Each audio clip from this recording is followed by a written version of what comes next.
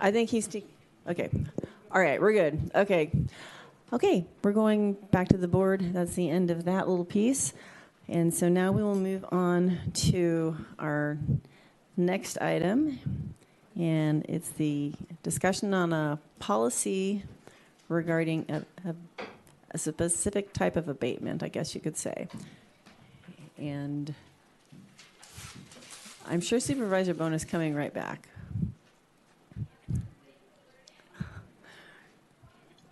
Oh, and just a reminder to people, if you're going to be wanting to comment on this and you are on the phone or watching this, press *9 now so that we know that you want to speak. All right. Thank you, John. Director Ford. Thank you, Chair Bass. Good afternoon. John Ford with Karen Minnell, the Planning and Building Department, requesting board direction in how to address situations involving unpermitted structures that are used in relation to unpermitted cannabis cultivation. The basic approach of code enforcement, as was discussed earlier, is to return a site to its pre-cannabis condition, which involves removal of the cannabis infrastructure. The practice has resulted in increasing concern relative to the removal of buildings, and thus we are coming before you to discuss this and request direction. This discussion was highlighted by a blog posted yesterday about new owners who have purchased property unknowingly that have enforcement actions against them and have buildings that have been requested to be removed. While these circumstances elicit sympathy and require understanding, and the Planning and Building Department attempts to work with new owners to resolve violations, they still raise the issue. This morning we're asking for a simple direction, and we will attempt to provide the rest of the story relative to the information that was presented in the blog. We're actually going to use the blog as kind of an outline of explaining some of the structures and what some of the facts are behind some of the structures for the board's consideration. And Karen Minnell will now provide the staff recommendation. Good afternoon, Karen Maynell, Code Enforcement Manager. I prepared a PowerPoint to show you which will help point out some of those,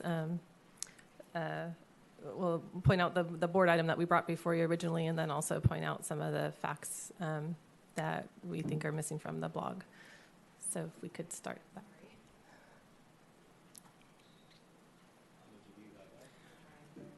So, and Karen, before we start doing the presentation, or Director Ford, do you want to have questions asked as they come up, or would you rather wait to do your presentation first and then have the board ask questions? I'm perfectly fine with you asking questions as we go.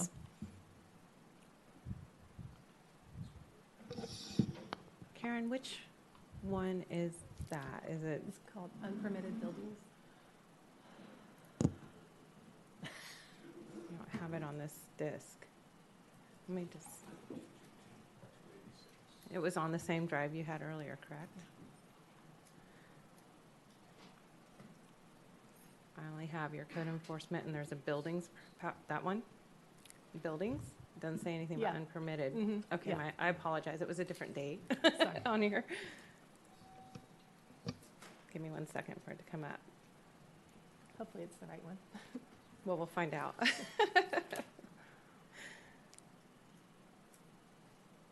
Maybe. Yeah.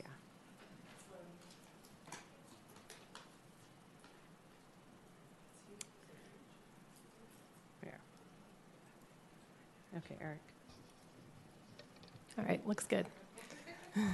Okay, so the item that we're bringing before your board today is, to address how and what policy guidance you can give us for how to deal with unpermitted structures that are part of unpermitted cannabis cultivation sites.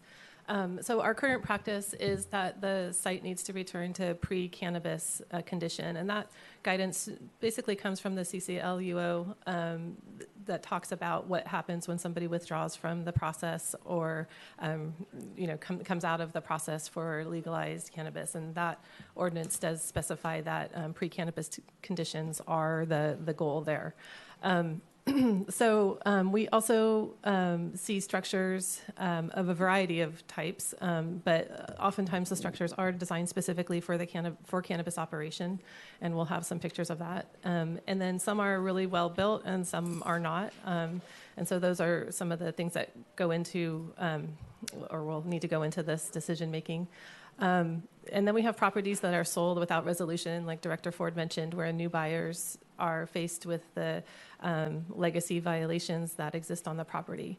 But even more so, we have many of these where the original owner is still the owner who still wants to keep the building. And, we struggle with the issue before your board today. Location also comes into play. Some of these buildings are the only building on the entire 40-acre TPZ parcel, whereas others are within a curtilage of a residence and, might even look like a barn or something that had existed unpermitted, but then was converted for an indoor cannabis operation. So we see a variety of situations come before us. And then we also see, like I mentioned earlier today, an increase in the trend toward indoor operations, and we're seeing buildings pop up in graded flats or open areas where outdoor cultivation used to be. We're now seeing unpermitted buildings in those areas. So that's kind of the playing field that we're starting with. And then the options under consideration for your board today are to continue with the current practice of requiring unpermitted structures involved with unpermitted cannabis, exempting residences that are actually residences. Or the second option would be to allow property owners to prepare a plan and description of how they intend to use that unpermitted structure in a permitted way going forward. This is a provision that is described in the 2.0 as part, it's like a second part of having to return to pre-cannabis conditions or submit a plan as described here. So some of the things to consider if this is the path chosen Supervisor is that Bone, I think, has a question. Okay. And maybe I'm jumping this, but the one that there's not environmental harm in the structure remaining, can we add to that and make sure there's no environmental harm by tearing it down? Because a couple I've seen have probably been over 100 truckloads of concrete and material to take it out. And I think it's, when you take a look at it, as long as, because my whole vision is if we can put a lien on the, just on the not a lien, but a little, on the title, that it will not be used and they will suffer consequences if it's caused. But I mean, like you said, a lot of these are pretty nice buildings and a lot of them would cause more damage taking them out. Then I'd like to see that weighed evenly if that's possible. And all of those options are up for your board's consideration. It's really in your up for your consideration.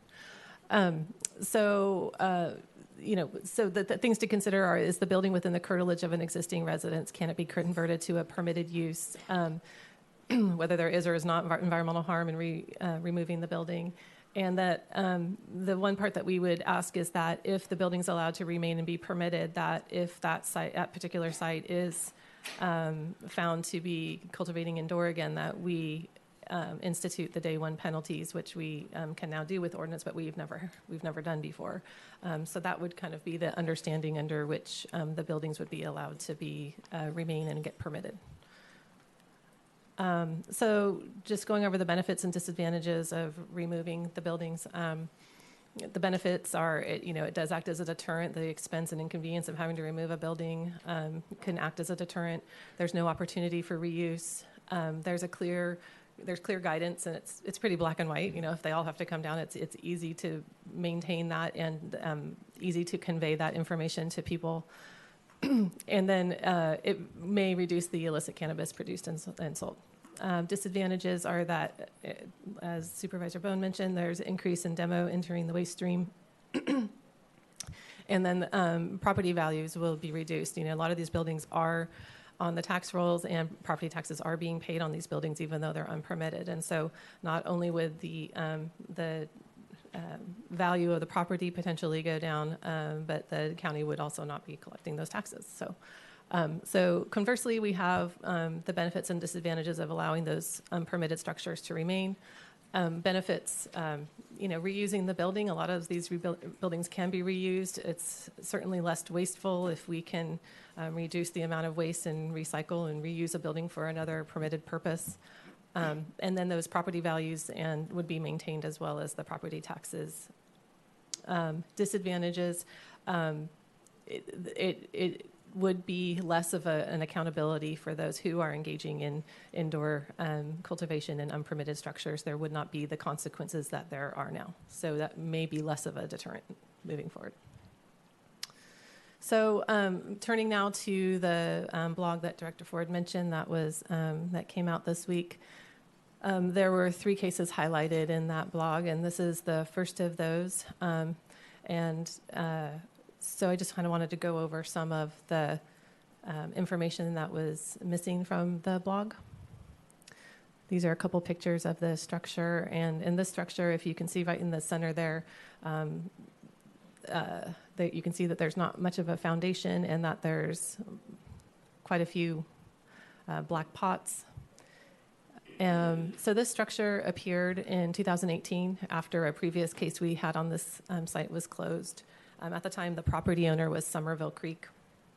As you can see by those dates, the property was noticed to Somerville Creek, and in the meantime, the property changed hands into the current owners, the Mr. Thomas and Miss Morgan. So this is a kind of a classic case of the items crossed in the mail. We checked our ownership information. It checked out. We issued the notices, and in that amount of time, the property transferred ownership. So when they received the notices, they agreed to a consent inspection, and we did go out there and with their attorney. At the time, our code compliance officer, Brandon Houghton, was out there, and the owners at that time didn't express any desire to keep the building. They really didn't. They expressed that they didn't have a use for it. So they applied for a demo permit. We never did serve them notices because they were going to remove the building. They applied for that permit, and so we offered them a no penalty compliance agreement just to outline the terms of removing the building. And then which was that compliance agreement was signed by everybody, and it gave them 6 months to remove the building with no penalties. And then something changed, and we're not quite sure what changed, but their desire to keep the building obviously changed. And so now we're kind of in this situation where we thought we had an understanding and agreement, and it doesn't appear that we have that. Just some things that happened is, the article was saying there's a cement foundation, and there's not really a cement foundation. There are pillars, but it's not something that you can drive a car in or use, as a garage, because there's no vehicle access. I'll show you the pictures in a minute that'll show that. The construction's not to code. It doesn't actually look very safe in the photos, and the TPZ zoning may limit what permittable uses are allowed. And the owner did send us pictures in February of 2022, which showed that there had been electrical work done in the building, which didn't have a permit. So sometime during that time, the electrical permit work was done. So here's the building. This is the only door big enough for a vehicle, but as you can see, you wouldn't be able to put a vehicle through that door. You can see that the foundation is just the pillars there. This is the side of the building. I'm not exactly sure if that's on dirt that's piled up or if erosion is occurring from rain dripping off the side. But you can see that there's a change in elevation from where the pillars are down below. This is just some perlite and remnants of a growing operation. This is inside. This is electrical supply that was left behind when the cannabis operation ended. Here's one of the indoor rooms showing the venting. You can see on the floor, and in the next picture even better, where the beds had been. Here's the framing that's holding up the 2.5-story building, and you can see the framing is not what looks like it's to code, so it's not. It looks potentially unstable that the framing is spread so far apart when that is what is holding up the rest of the building. And again, on the floor, you can see where the beds once were, as well as the ventilation. So that's that case. The second case that the blog mentioned was the Salino case in Miranda. We started this back in 2019 as a code enforcement case. At the time, the owner was Shipman. Property sold to Lehman, and so we reserved notices to Lehman. The outdoor cultivation stopped at that point, and Lehman apparently constructed this structure, and that's when the structure appears. Shortly after that, the property is sold to Celino. And so in July of 2021, we served the notices to Celino just for the building. It wasn't cannabis related at that time, even though the building had been used on the site of a previous cannabis operation. So right away, they gave us a call, and we tried to set up a consent inspection, but because of staffing, it took a while. Brandon let them know by email he was going to be out of the office for a week, and so that he was going to be unreachable. In the meantime, unbeknownst to us, law enforcement apparently had their own investigation going, and issued a warrant for this site, which we participated in, but we didn't know the location until the time of the service. So it wasn't until we were going to the site with the law enforcement that we were aware that this was a site that we had just noticed, and that we had, essentially set up a consent inspection, although it hadn't happened yet. So it's somewhat of a paths crossed situation again. So, however, they did apply for a demo permit, and we did offer them a no penalty compliance agreement. It was pretty late in the game when we heard that they wanted to donate this to the fire department. I heard about it yesterday, but so I'm not exactly sure when in the timeline that was first mentioned, but it wasn't in the beginning. The metal greenhouse structure that the article mentioned was under negotiation. That's never been an issue for us. That never needed to be removed. And the small house that needed to be removed, it wasn't really a house. It had no bathroom, no kitchen, no plumbing, and I have pictures of that. And then the foundation that the article said was permitted there was no permit, but the grading was permitted. So here's some pictures of the inside of the small house.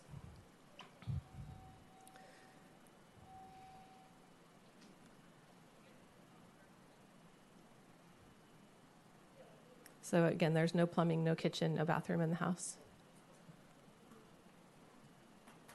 Okay, and then moving on to the third property that was mentioned in yesterday's blog. Ms. Olson unfortunately purchased 3 parcels that were very encumbered with previous violations. There was a search warrant served, and then the property transferred to Rhonda very soon after that. And then we issued notices to the previous owner soon after that. All of this happening within a fairly short time frame. So again, this is a case of where the letters crossed in the mail. We checked our ownership, and we thought we had the right owner, but then it transferred shortly thereafter. After speaking with Ms. Olson, she seemed to be unaware that there were violations, but was very cooperative about taking care of those violations. And we didn't serve notices on her, and we did offer her a no penalty compliance agreement. That has yet to be signed. We haven't essentially been in communication with Ms. Olson recently. And on her case, really that's all that's left. She's removed the greenhouse. All that's left is some grading. She has 2 sites. One we're not really worried about. It's a old logging pad. It's probably been there 20 years.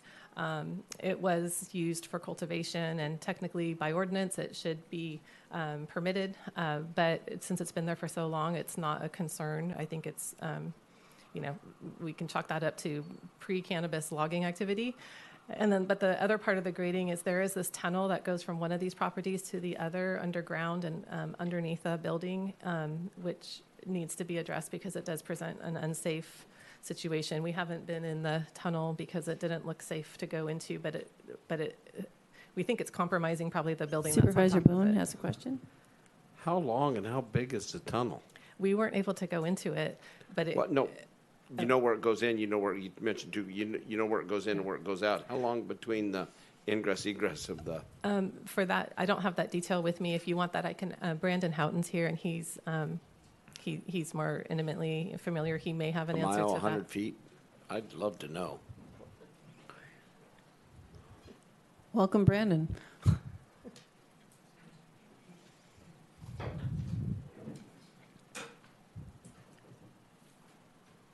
I'm Brandon Howard, Compliance Officer.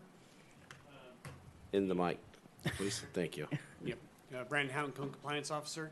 The entrance to the tunnel was a standard man-sized hole. There was no exit. It goes underneath industrial building.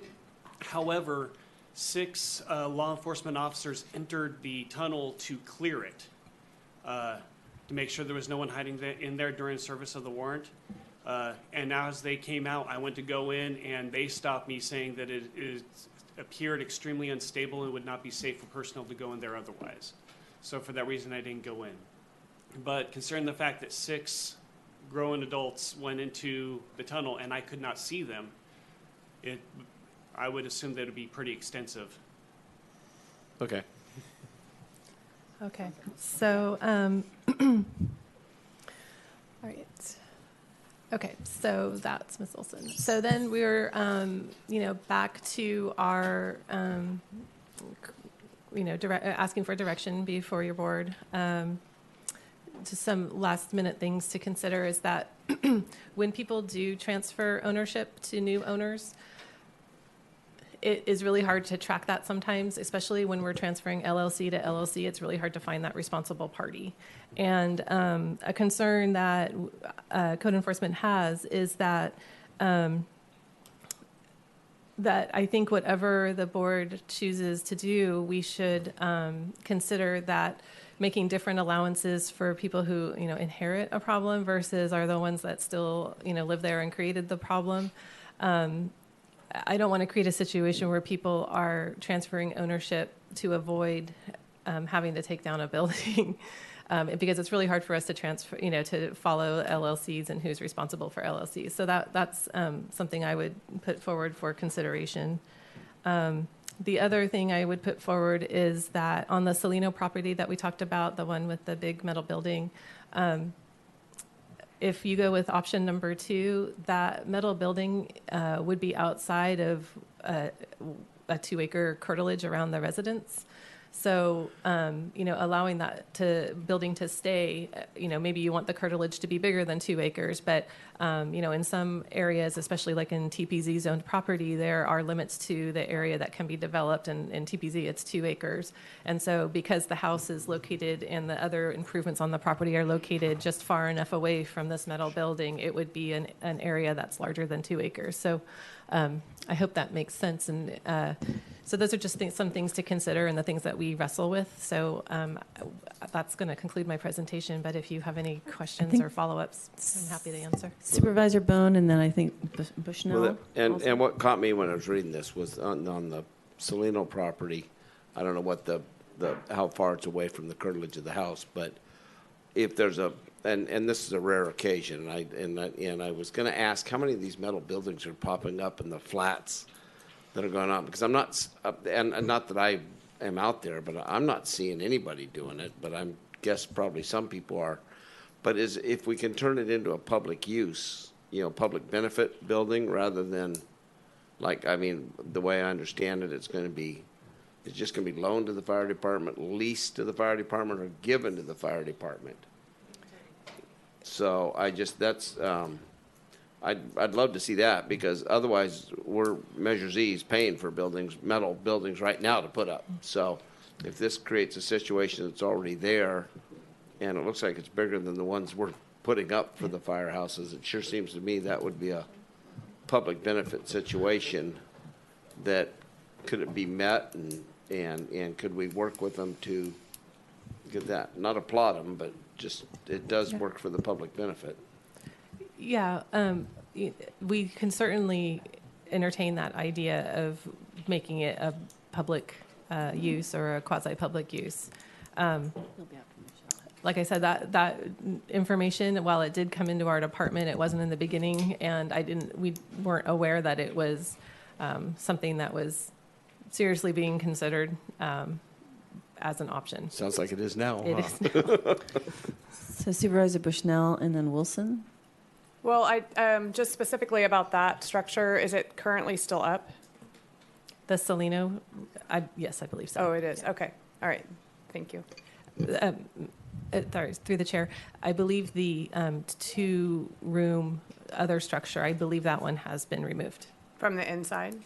The one that Oh, had the- inside pictures, yeah. The one Yeah. that wasn't, that was a small house, but wasn't a small house, that one. I believe that one's been removed. How far away from the residence is that building? It's fairly near the metal building. So it's outside that 2-acre curtilage area, but it was, I think it was just slightly further than the metal building from the residence. And how far away from the fire department? I don't have that information. Supervisor Wilson, and then we'll go back to Supervisor Bone or Bushnell. I'm not sure which one. I'm just totally unclear about what we're talking about here today, because what we have in front of us is a policy discussion, and it sounds like we're talking about a conditional use permit. So I'm just having a bit of a, I mean, I understand the illustrative part of this issue with relationship to this incident, or maybe 3 incidences, but we're talking about a policy issue, and then we're already, before we even get into the policy discussion, we're talking about exemptions to the policy, and I'm just hoping we can. So I'm Yes, specifically yeah. asking Supervisor Wilson because it was referenced in the Actually, article. yes. Sorry. Supervisor Bushnell? I'm specifically asking because it was referenced in the article that they brought forward, so I was just clarifying for myself. And I realize that, but the article is not in the in the staff report, and so that's what we're supposed to be. That's what was agendized and put forward to the public. I've not seen the blog, so I was doing something else with my time, and so I don't know what to say about that. And so I'm lost Okay. to this point. Supervisor Bone, and then Madrone, and then we can go back and see if they can get some clarification. And since I'm the one who took us off base, I have not seen, I don't know, I don't even know where it was. I don't know what a difference between a blog and a enterprise newspaper or anything. But what I'm saying is, I don't know. I just heard that there was an offer to take this. Is it part of the ordinance? No. But as we work to the ordinance, I want to know the rules that are we going to be allowed to do things like this on an individual basis. That's why I asked the question on the earlier, is it more harm to tear it down than keep it up? And in this situation, and not that I'm playing to the crowd, but there's a lot of people out there from Salmon Creek that are actually wondering about one specific thing. And I don't think they give a damn about our whole ordinance, but they'd love to know about what's going to happen to maybe the fire hall. So that's the only reason I was trying to figure out the rules. We can dive into the ordinance and go back the other way, but we're still going to hit on it, I believe. Well, and before I go to, I think I had Supervisor Madrone next. I did want to ask Director Ford. I mean, I understand where Supervisor Bone is. There's an interest. There's something that's new information has come up. I didn't read the blog either. I make a habit of not to go anywhere near blogs, but I understand the concern. But I know we are talking about the policy in general, and so I guess I'd ask you if you see another path to have this other discussion, whether today's the appropriate day or if that's something. I may have confused the issue when I asked Karen to address the items in the blog, because they were at least related from the standpoint that these are buildings that were A, unpermitted, and B, were used for cannabis purposes, so they are very much related to this discussion. The thing that the blog tended to do was elicit sympathy about the property owner taking on a piece of property that they didn't know that there were violations. There's all kinds of other things there that come into play, not wanting to be cold-hearted, but the reality is the property owner is responsible for their property, and subsequent property owners inherit that responsibility. And number two is that sometimes in the context of these discussions, these blogs tend to evoke a sentimental kind of response. And so wanted to be proactive and say that, yes, we're aware that that's out there. Here's how these fit into that. We don't want to really get into the blog. We really do want the policy guidance on whether or not buildings should just simply be removed if they're unpermitted and were used for cannabis, or if we should look at them in terms of if they can be permitted for two things: a permitted use that's already part of what's going on the property, and two, that they can get a building permit, which at least one of them up there are serious questions about. Then they can be retained. And so the important part about like the Salerno building is that and I am hearkening back to a discussion that the board had relative to the general plan implementation, where we talked about should we be allowing buildings outside the 2-acre curtilage. And that is what the general plan sets as a limit. So we're very much trying to target this discussion around general plan policy. Okay, thank you. Supervisor Madrone, then Wilson, and then Bushnell. Thank you, Chair Bass. Well, you know, this topic brings up a lot of different issues, but I agree that I think what we're here today is to provide some guidance on policy. That's the way I understand the agenda item. But I also understand there are lots of people here in the audience and not here in the audience that have concerns about this particular issue. Both Michelle, Supervisor Bushnell, and myself met with you folks as part of our ad hoc not that long ago to provide some feedback on how at least two of the board members might feel about this particular issue. You know, from my perspective, I think that we're going to see a lot more of these with what's going on in the industry. We're going to see a lot of property turning over. And I would rather see the property turn over to residents that want to do something very productive with it, rather than us ending up in liens and, you know, all kinds of other things. And I know that's the way you guys would prefer it as well. None of us really want to go down that route unless we're really forced to. You know, there's disclosure law issues here. You know, I mean, when somebody's selling property and they know that they have a notice of violation, a notice of abatement, they have a legal responsibility under the law to share that with the new buyer. And if they haven't done that, then the buyer absolutely, from my understanding, I'm not a lawyer, but my understanding is that the buyer would absolutely have some recourse under the law in terms of disclosure. You can't sell property without disclosing, especially things like this. Obviously, it won't show up on a title report until it becomes a lien.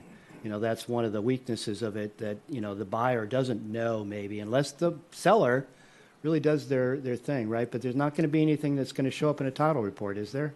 We now record notices before a lien. Okay, so that's something new that didn't happen on these properties when they're purchased, but that will now be happening on, before a lien happens. Yep. You would, there would be a process whereby a buyer would know about this. Yeah, as soon as we post the notices. Look at that, improvements. Or 10 days after. That's great. That's really important because I think people need to be aware. Many of these buildings are built to code. They didn't have permits, but they're often built to code. And from my perspective, I would absolutely support a policy change that allows for buildings to stay under the conditions that I think you've laid out. That seems reasonable. And I think we've got a few cases in front of us here. That's why people are here today, where they feel like not only are these buildings to code, but they're incredibly useful for the community in terms of fire structure, storing of equipment, and all kinds of other things. And what an amazing thing when a private property owner steps up and says, hey, you can use my structure for these community benefit things. So I applaud the community for trying to work in that direction, and I would love to see us have a policy that would allow for those kinds of things to occur. For buildings that aren't built to code, well, that's a whole nother matter. I mean, you know, that's a tricky deal. And, you know, back in United Stand, back in the 70s, when Peter and Dan and everybody were, you know, pushing back on all the red tagging and such, that was a pretty amazing time, frankly. And that the outcome of that was our Class K, is it? Class K housing, or owner-builder, alternative owner-builder rules, which I've taken advantage of, and many people have. So thank you, Peter, and others who worked hard to give us those options in our community. I think we're all learning that in today's world, sometimes, you know, the codes are changing. There's a lot of new innovative ways of building things that aren't necessarily in the codes yet, but they could be, because they're structurally sound and really well built, but they just don't quite meet the codes, like recycled materials or other kinds of things. So I hope we continue to advance in the way we we deal with those things. But I'm here to say that I support the policy change. You know, in the curtilage, I understand that is in our general plan. But frankly, if there's a building that's been built and it can be built to code and permitted, well, it can't be permitted if it's not in the curtilage, I guess, out there. But, I mean, I don't know. I think exceptions can be made. If it's not being used for cannabis, but it can be used for something valuable to the community, let's try and make that work one way or another. So that would be my comments at this time. Okay. Thank you. I have Supervisor Wilson, and then Bushnell or Bone, or whichever one of you wants to go first. Through the chair, Okay, this is a great. question for staff. On both the general plan issues associated with and the CCLO issues, we went through CEQA process for both of those. Yes. Yeah, and so how do we do? Does that mean we have to reopen CEQA in order to make modifications that make significant changes to this? Because I understand we discussed the values of having property value issue, but we didn't discuss things like habitat fragmentation. We didn't discuss things like more roads and more siltation. We didn't discuss things related to fire abatement associated with, more structures on the landscape that then areas that don't even have fire districts have to deal with. And I mean, there are costs too, besides just us getting some tax revenue. And all the models show that we're upside down in this development pattern in terms of, I mean, that's why we did Measure Z, right? We can't even provide, the taxation from these properties, and can't, they need subsidy through like Measure Z and other things. So I'm just saying, there's costs to this, and I don't see that enumerated in this report and how we might deal with that. That doesn't mean there's not a path for exceptions to these things, and I think, frankly, conditional use permit processes may be the way to do it. There just has to be some accounting for that so that we can make the findings that get us past the CEQA review that we've already done. I mean, I think it's not. I don't think it's just so simple as okay whenever, but there's going to have to be some deliberative effort, like maybe there's a review through your staff that then has some sort of appeal process to the board or something like that that gets us to that place. But the way it's written right now, for me, the sort of alternative policy to the existing is much too, I mean, I hate to say it, it's like much too simplistic to protect us from all of those other issues. So. Well, if I could, Chair? Yes, please. I think you're correct. The simplistic way that we approach it right now is just simple compliance with the CCLUO and simple compliance with the general plan. That's why it's simply written, because it would allow things that are otherwise allowed. To deviate from that, I do think you're right, that there needs to be an expanded process to that, and that I'm scrambling a little bit trying to think through how to create that, because in our code we really haven't thought about how to allow exceptions, and so that's something that really does need to be further developed.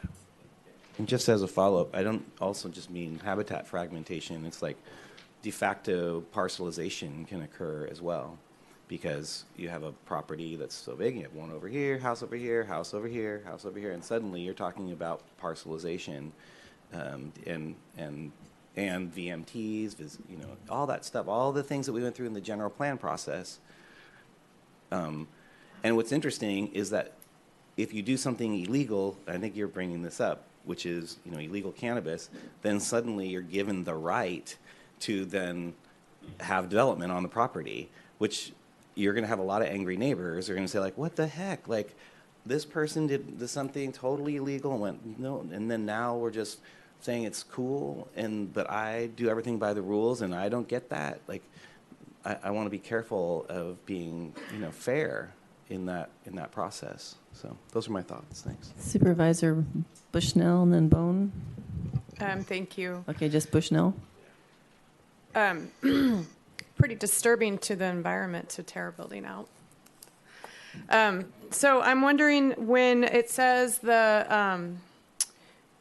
as for the motion would be provide additional direction as needed. Karen, can you put up those conditions that you did again?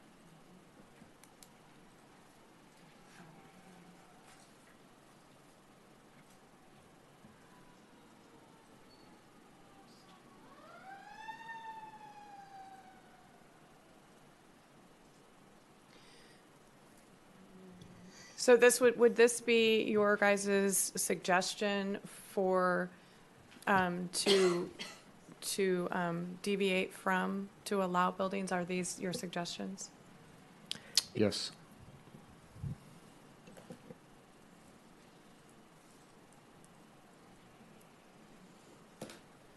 Supervisor Bowman? Oh, after Supervisor Bushnell? Thanks. So the curtilage of existing residence is considered 2 acres around that residence? Yeah, that's what's identified in the general plan. Okay. And,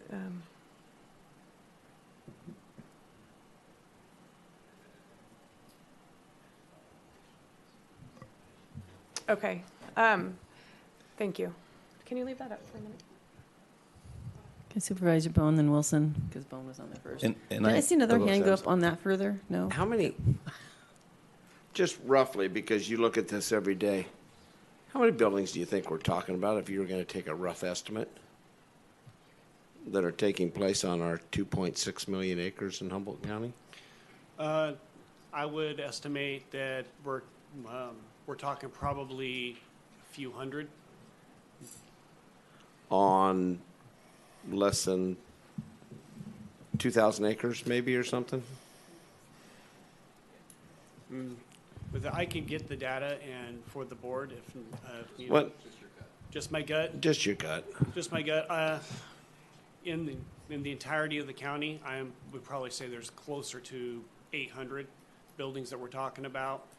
Just in the last year, we were on over 50 buildings alone, and we didn't even scratch the surface. Okay, then out of the 50, how many of them would you have said out of the 50 could have been permitted? I mean, even as an owner built, they still have to meet, still have to meet the outlet height, they still have to meet. And how many of them were 10 buildings like this? I'm just saying, we're gonna run, because I've run across 3 of these 10 buildings in the last 18 months, this being the 3rd one. I would probably say about a dozen of them would be permittable if they would have cleared zoning. Okay, that's going to be the anomalies we're going to be looking at, I think. I mean, the unpermittable buildings have to come down. I mean, any way you look at it. I'm not trying to permit unpermittable buildings. I have no desire. But if somebody builds a building, and I keep the pictures we're showing, the metal buildings, those already come pre-engineered. If you want to pay the extra $2,700 for the guy to stamp it. Otherwise, it's not pre-engineered because they're not going to come by the building department, so nobody's requiring it. But they can always go get the permit after it's up.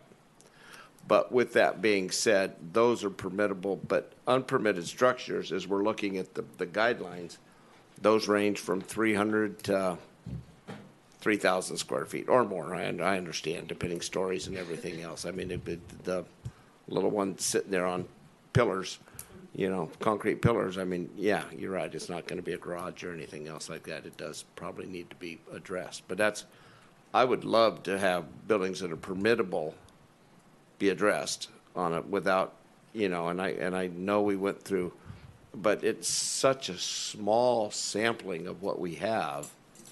And in no way are we trying to tell everybody, go out there and put an unpermitted building up, but just make sure we can permit it. We're not doing that. We're hopefully going to catch some people on that. And I mean, or we do something about moving forward and in the future let people know that there's a distinct possibility if you put the building up, it's going to come down. But the problem is the ones that are out there, just like I think it's 2022 for our owner builds. On the extension, I think we end in 2022, right? Do we end this year on the amnesty program? We're working on renewing that. our intent is to bring it back to you for renewal. So it does need to be renewed before the end of the year. Yes. Or they need to come in and get a permit. But what I'm saying is permittable buildings is what I'd like to address here. And if there's 12 of those out of the 800, then, you know, or 12 out of the 50? So, okay, 25%, 200 of them, the buildings out there are permittable. I'm willing to look at those if they're permittable. So Supervisor Wilson would like to slide back up, and he has a comment, and then Supervisor Bushnell. So, I mean, kind of at brush, I think the guidelines on the alternative sound like they make sense to a certain degree. I mean, you could basically have, beyond that conditional use permit, if someone really wants to like do it, they come, you know, they would actually apply and have to go through that process because it would be such an exception to the rule. But I would say that also what we're providing here is guidance. If you wanted to do an illegal indoor grow on your property, do it this way, you know, because then if it gets busted, you're likely to have an entitlement to that structure. And I'm just saying it sounds offensive, I get it, but we have 800 structures already out there and probably more. So it's not like that's maybe how I would look at it if I was doing this sort of thing. And I'm just kind of concerned at what we're saying here in this regard. Director Ford. Thank you, Chair. Frankly, that was one of the concerns we had. We didn't really want to say that, but sorry, I was so politically incorrect, but yeah. I was thinking the worst. I know. And I just have to say, this is coming from illegal activities. And I get I'm not an anti-cannabis person, but I'm just saying that's what this is. And so to say like, well, no one would do something illegal and then, you know, try and game the system, well, I don't really understand. It seems we've crossed that threshold already. So Supervisor Wilson, then Bone. Okay, I mean Bushnell, sorry. And then Bone. Thank you through the chair. So with those guidelines, and I'm going to reference back to the blog that you talked about, there could be exceptions with community service or community intent. How would those guidelines that you just have laid out apply to a structure such as that is just outside that curtilage and doesn't seem to have a path forward? Would it be a process to bring it to the board for the board decision? That could be a factor. It could be a conditional use permit, which would normally go to the Planning Commission. I'd say the Planning Commission with notice. I think one of the things that we'd probably want to do at some level is to put future owners on notice that this now is a building that's for public benefit, and there would be some kind of right to use or easement or long-term lease or something like that associated with it. And how would you tie that into that motion?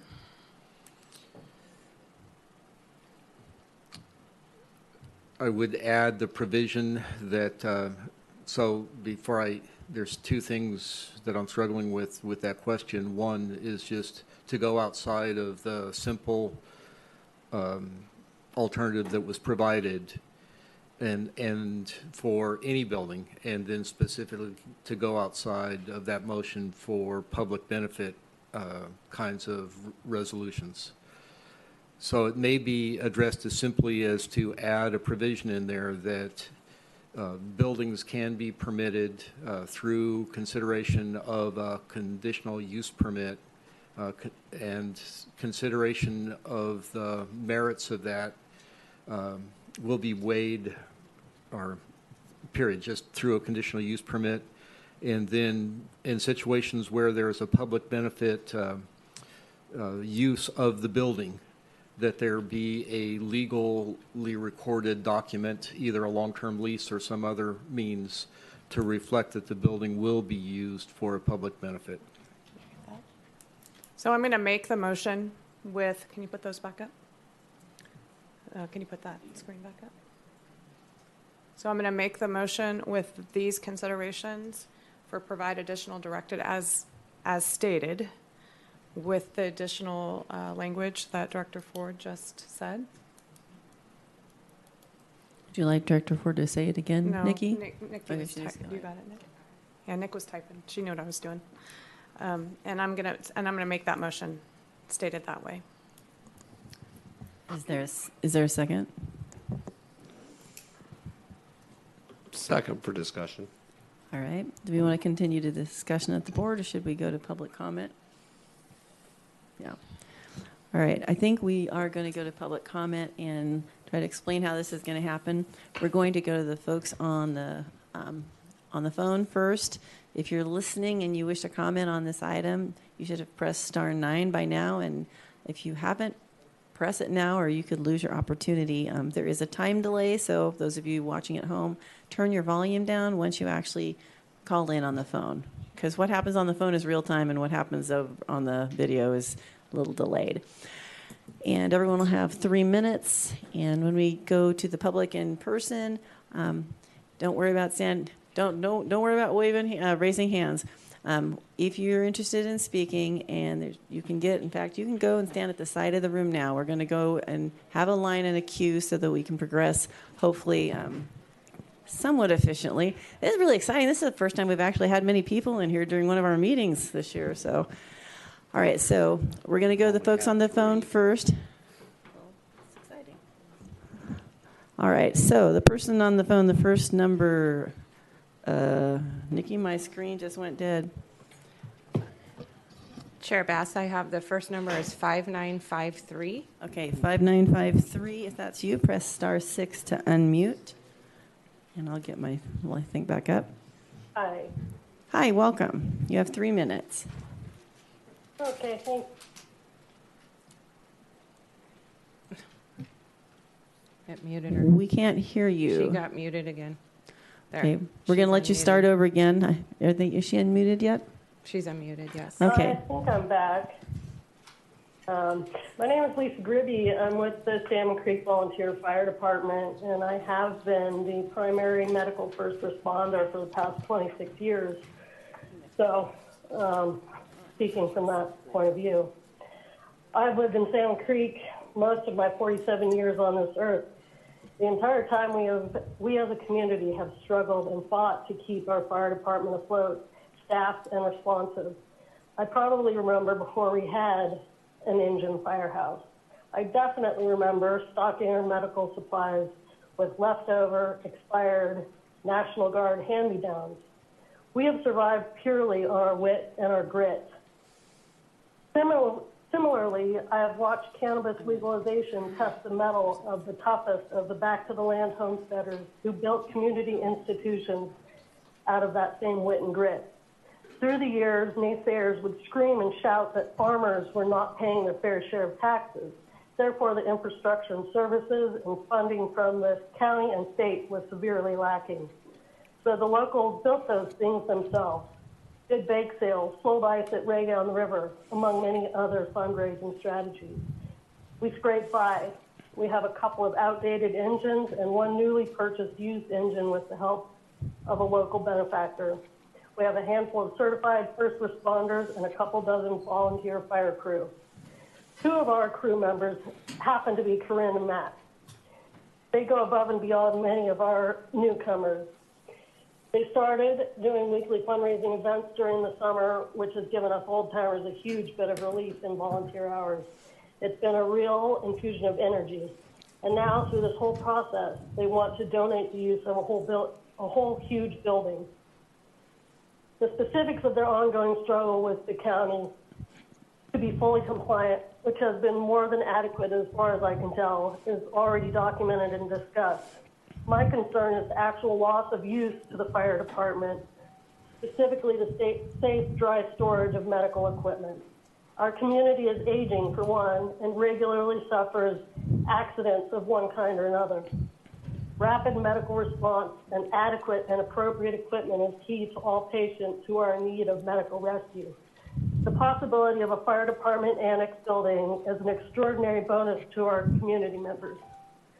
response time to that area of the neighborhood is currently 20 or more minutes. And having a building stocked and ready to go has the potential to take that response time down drastically.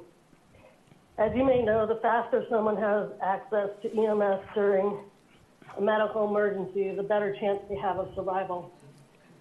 If you turn this proposal down and the Solenos are forced to demolish that building, our community members will suffer the consequences, plain and simple. I beg. All right, thank you, Lisa. Before we go to the next speaker, I want to make it really clear that the conversation we should be getting comments on is the policy. And right now there's a motion on the floor that would allow for certain things to be looked at as we go in the future if that's where the board chooses. So even though I know there's a lot of feelings about these pieces of property that were written up, you know, it's not specific to those properties. And we all support fire departments. So I would just say if you can keep your comments more specific to what you've heard as the motion. And would you read the motion one more time, Nikki, just so people have a clear understanding? Can I ask that Director Ford to clarify? Okay, but so we're taking a brief hiatus to ask Director Ford to clarify whatever Supervisor Bushnell wanted you to clarify. So we have the language that is on the slide. However, can you clarify the last portion? The last portion that was part of the motion that was not in the recommendation made by staff, that the motion that Supervisor Bushnell made, was to allow buildings that don't comply with those policies, in this case something that is outside the curtilage, that it can be approved through a conditional use permit process. And that one of the uses of the building that can be considered as part of that process is for a public benefit, such as a fire district. And so this would qualify under that policy. Okay, so I would like to go back out to the public comment now. Thank you for that. And so while you certainly can mention, you know, a specific project if you like, it's much more useful and for us to get to our decision-making part of this meeting. So just a reminder, try to make it about the policy if possible. So we're going to go to the next person on the phone is 2600. Is that right, Nikki? 2600? Or is it? No, I have 5953. Okay. Oh, I'm sorry. Is that who just spoke? Yes, actually. I All apologize. right, so we have. Yes, 2600. Yeah, 2600. You're next. Press star 6 to unmute, followed by 7884. So if you are 2600, it's your turn. Are they unmuted, Nikki? Yes. Okay, well. I unmuted them, but they're not unmuted on their side. Okay, press star 6 to unmute your phone.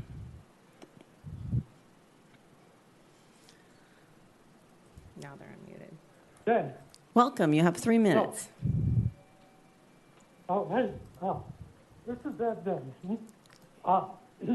I had a rather orderly presentation, but in view of all the conversations, many of my points are different. So, first of all, there is not a blog as it's been described. Those illustrations of cases. You're muted still, Ed. What? Star 9, hit star 9. Or star 6. I did hear. Yeah, we can hear you, Dan. We can hear you, Ed. What? We can hear you. You're doing good. All right. Okay. Off I go. First thing, those illustrated cases did not come from a blog. They came from a well-respected journalistic online source, Red-Headed Blackboard. I supplied the clerk of court with a copy of those for distribution to the supervisors.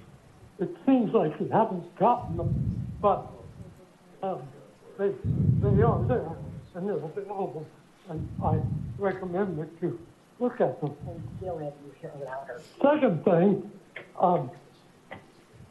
the discussion, this illustrated building were really quite substantial.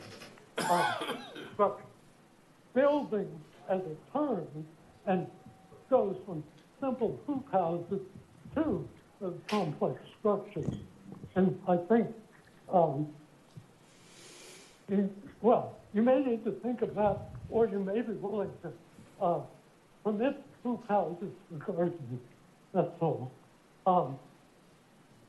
There has been some confusion in the presentation by the code enforcement people from planning.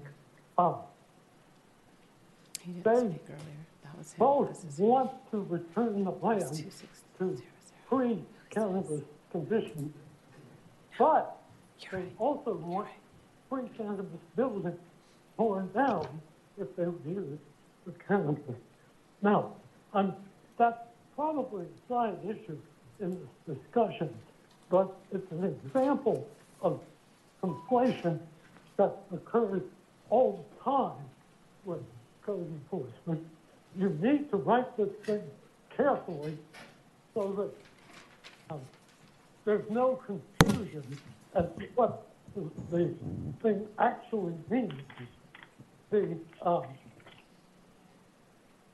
Those buildings represent the wealth of the community as well as the property owners. All right. Sorry, Ed, the 3-minute timer is pretty quick. All right. Nikki, I just want to make sure we have the same one that's next. 7884. Good. That's what I was going to say. 7884. Now that we've got this on track. And 6670 is after that. So 7884, press *6 to unmute, and you have 3 minutes. I continue to be saddened and quite frankly appalled by some of the actions and direction of this county and staff over the last 7 years. The use of an unpermitted building is an integral part of the unpermitted cannabis activity because the building would not be present without the cannabis activity. What was the basis used in this staff report to determine that the building would not be present without the cannabis activity? Growers have, can, and will use about any building available to grow weed, if it makes sense, whether it's permitted or not, existing or new. The tone of this extremely biased staff report uses many generalizations which continue to unjustly persecute our community. Many of the buildings are specifically constructed and designed to support indoor cultivation and are designed solely for this purpose. Last I checked, 4 walls and a gable roof are standard building practices. But to say that just because these buildings had been used for cannabis in the past, they are specifically constructed and designed for cannabis and must be torn down is a gross simplification that negates the future opportunity to repurpose these structures. These buildings would constitute a use of the property that is probably not a permitted use of that property. Residential ag, ag general, ag exclusive, unclassified, TPZ, and forest recreation are probably the zones that are implied. But all of these zones allow residential dwellings, ancillary structures, and ag exempt and AOB permittable buildings that do not need engineering to be built under a principal permitted use.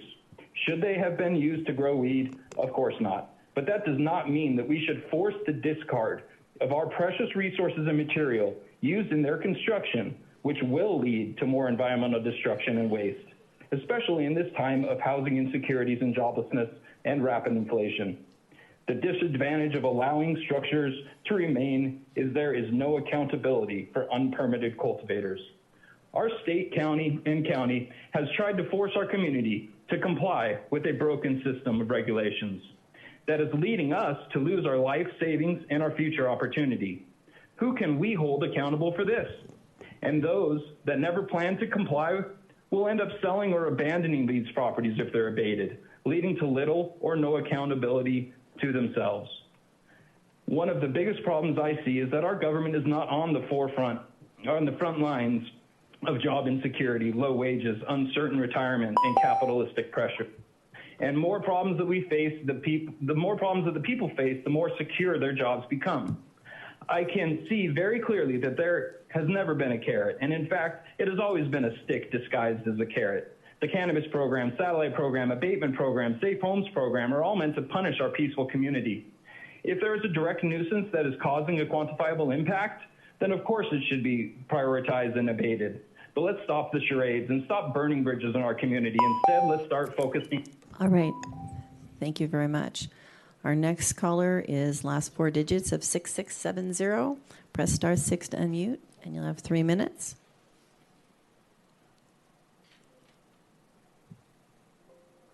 Are they unmuted, Nikki? Good afternoon. Good afternoon. Supervisor. This is Madeline DeLapp, Humboldt County Growers Alliance. Would just like to add into this discussion that we really need to be thinking about what a post-cannabis landscape looks like. If and when active cannabis farmers choose to fallow or transition from cultivating cannabis, they would become unpermitted cannabis operators. Our people have been legal operators and would then move into what might amount to ongoing compliance agreements, remediation, violations, and or potential abatements. We're talking about having to have plans developed immediately to either dismantle or deconstruct active and permitted building structures. These farmers that may be transitioning are absolutely going to need time, a breather, to figure out what their next steps are for their family, farms, businesses, and properties. And we do need to be thinking that cannabis farmers may choose to transition to the cultivation of other craft agricultural crops, which could use the existing infrastructure that has been developed. The idea that the farmers would have to dismantle their purchased private property infrastructure simply because it's been used for cannabis is insane. It is a massive waste, and how is that not a taking of their private property? So I ask us to consider as part of this conversation not just the abatement of what is currently considered unpermitted cannabis, but what are we going to do as our cannabis industry transitions from its active permitting style and lifestyle. Thank you. All right, thank you. Our next speaker on the phone is 4348, followed by 0299. So 4348, press star 6 to unmute, and you'll have 3 minutes.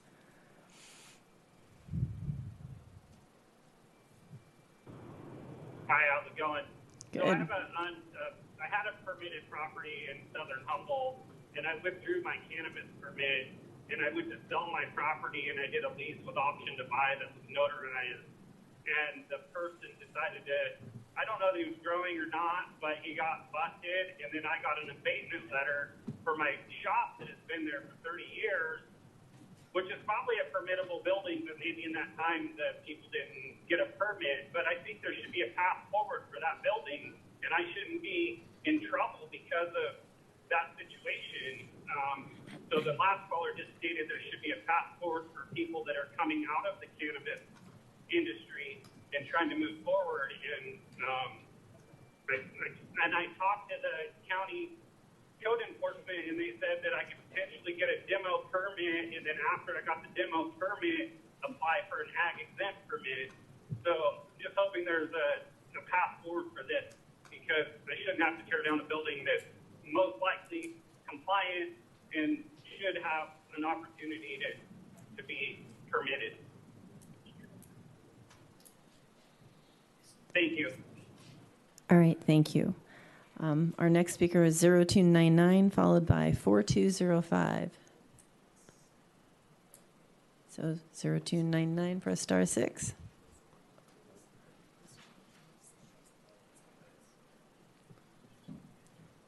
Are they unmuted? If you are 0299, press star 6 to unmute. Again, a reminder to folks at home, if you're watching this on video, be sure that the volume is turned off because you will miss your opportunity. So we're going to come back to the next person. We'll come back to this person. We're going to go to 4205. Press star 6 to unmute. Yeah, hello. I am commenting in support of the alternative proposed by staff to allow zone compliant structures to remain if, of course, they pose no environmental harm. This agenda item is the two-edged sword, and some of the properties are required to upgrade to promote homesteads and commercial infrastructure. Hello? Okay, can you stop the timer, Nikki?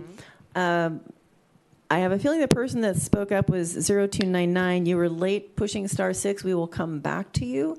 Right now we are on 4205. So we're going to continue on 4205, and then we'll go back to 0299. Does that make sense, Nikki? Okay. So you can continue 4205. All right, thank you. I'm just calling in support of the alternative. It's a two-edged sword. On the one hand, there are homesteads that weren't able to get a permit because their home was their operation, and in order to be a commercial operation, they had to upgrade, not a homestead. This is why the 2,000 square foot small farmer ordinance and the Safe Homes programs have been underutilized. The risk of receiving a permit puts homes on the line when and if they are no longer able to compete in the California legal marketplace. If the infrastructure is allowed per the current approved zoning and community plans, then these should be repurposed rather than laid to waste. And if the infrastructure is conditionally approved, it should be reconsidered. These are the two edges. Some of these structures, like the homestead and buildings, could accomplish the increased housing inventories mandated by the state. Residents and county staff already have an established open dialogue process regarding zoning, water management, and the general plan.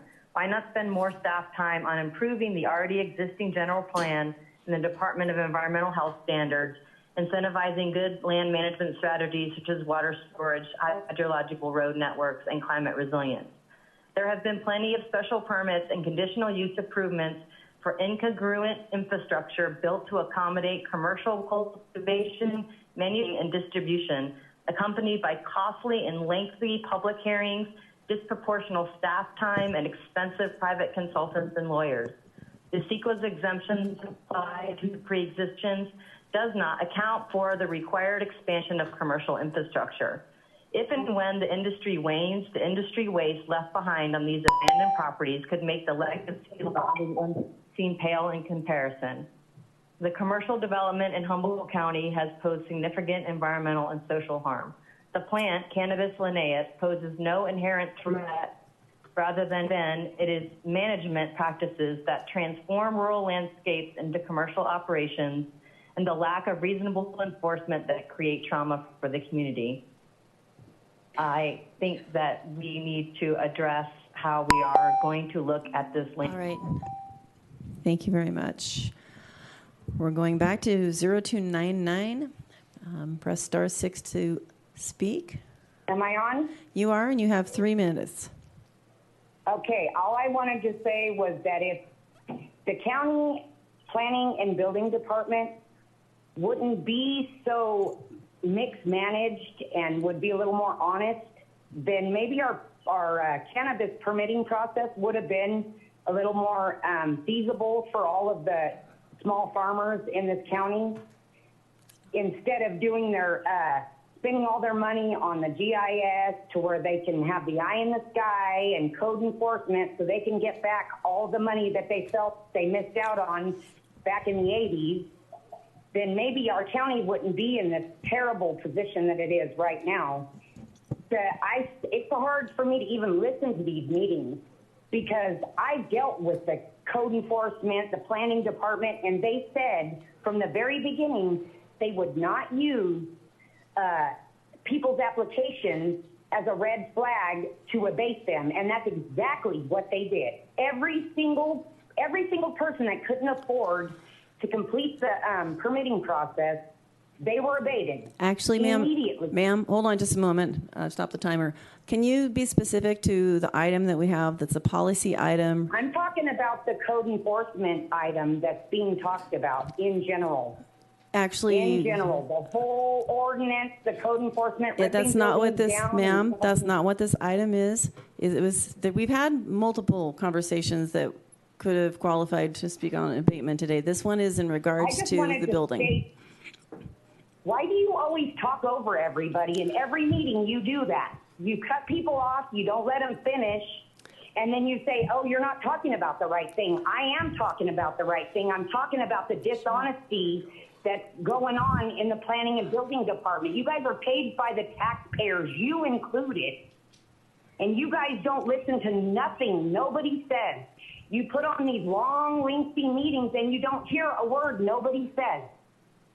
They're telling you that they can't afford the code enforcement process. People are leaving these buildings because they don't care about them. So other people that care about this county purchase them properties, and then you guys continue to wipe them for every penny that they have. It's disgusting. All right, thank you. And just for folks on the phone, we really would like the comments to relate to the item at hand that we're trying to get to a decision process with a motion that's been on the floor regarding those buildings and how we move those, how we change the policy to make it work better.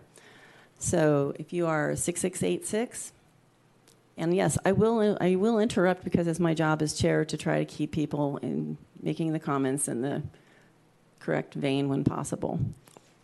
So 6686. Press *6 to unmute.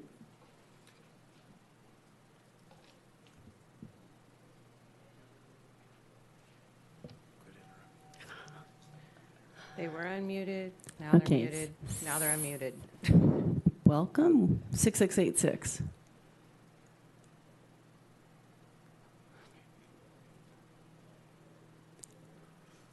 Are they still unmuted? They're unmuted. All right, if you're 6686, you are unmuted, and we'd like to hear what you have to say.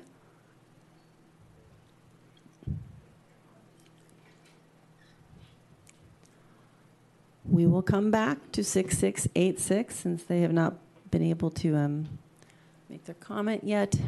3053, Thomas, press *6 to unmute.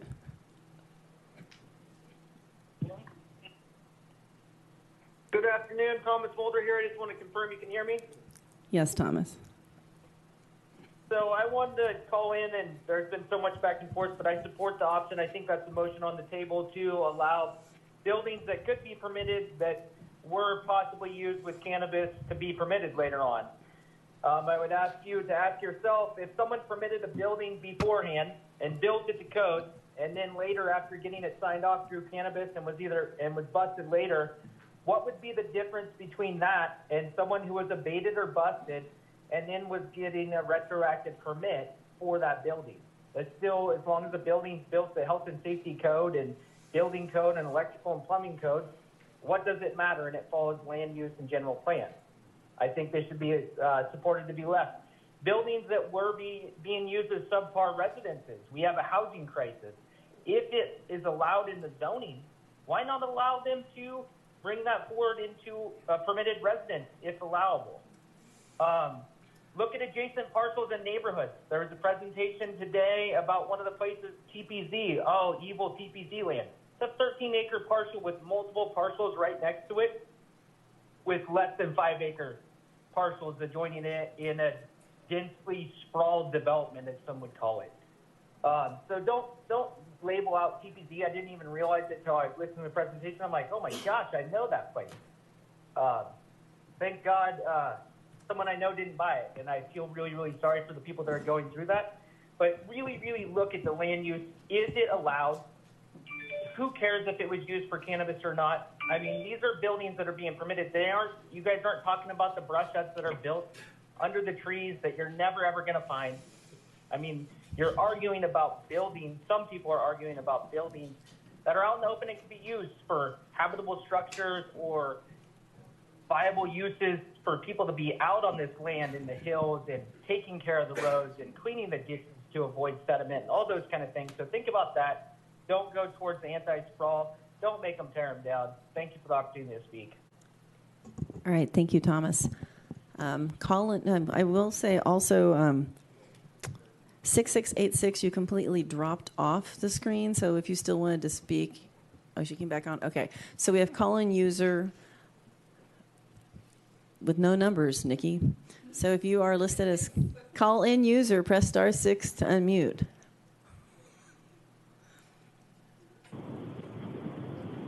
Welcome. Hi. I would like to make a comment in regards to what was proposed, and I'm not against that. However, I would like the county employees to consider making themselves more available to residents of the county and people that they abate. Currently, it's extremely difficult. The other thing I would like to mention is that are these county employees considering the fact that these buildings have been permitted enough to be charged property taxes on for the last 20, 30 years? How come they were legit enough to charge the residents and charge the property owners that much over the years, and then because somebody grew cannabis in it or they found a cannabis leaf in it or whatever, now that building's not legit? I would just appreciate if the county employees would make an effort to actually work with these people and work with the ones that are trying to get things legit rather than just shut them down in the hopes of getting their hands on more money. It seems like all they are ever after is money, money, money. We live in a great community, and we need to really work harder to make it a better place rather than run the people off that are trying their hardest.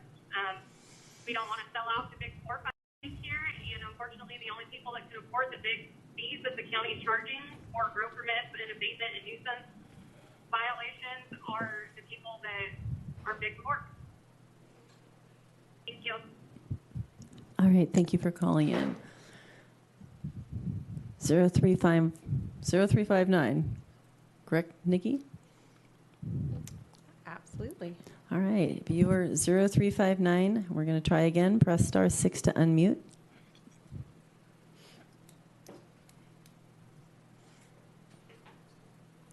Are they unmuted?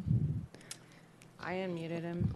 Okay. I don't know about on the other side. 0359, press *6 to unmute.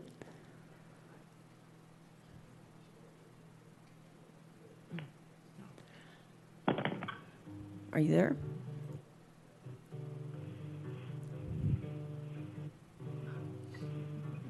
Can you hear me? Yes, now. Thank you. Welcome. So, the reality of, if we're really going to get down to the cannabis controversy, is what does this controversy entail? And a few terms that come to mind when you're thinking about Humboldt County code enforcement, the top terms that come to mind, I'd like to sing about them, but the reality is that's probably not applicable, but I'll just lay it out. Taxation without representation, illegal search and seizure, civil asset forfeiture, processing for profit, regulation. Actually, ma'am, I'm not. Don't worry. We're gonna give you the rest of your time. I just wanted to say we had 2 abatement items today, and I think you might have meant to comment on the earlier one that was, I think, more general in nature. So this one, I actually tried. Yeah, but we actually try to keep. If this one is regarding the policy change. So, yeah, okay, cool. I just want to be sure. Try to get to the policy change one, but sorry about that one earlier. You reset my 3-minute clock?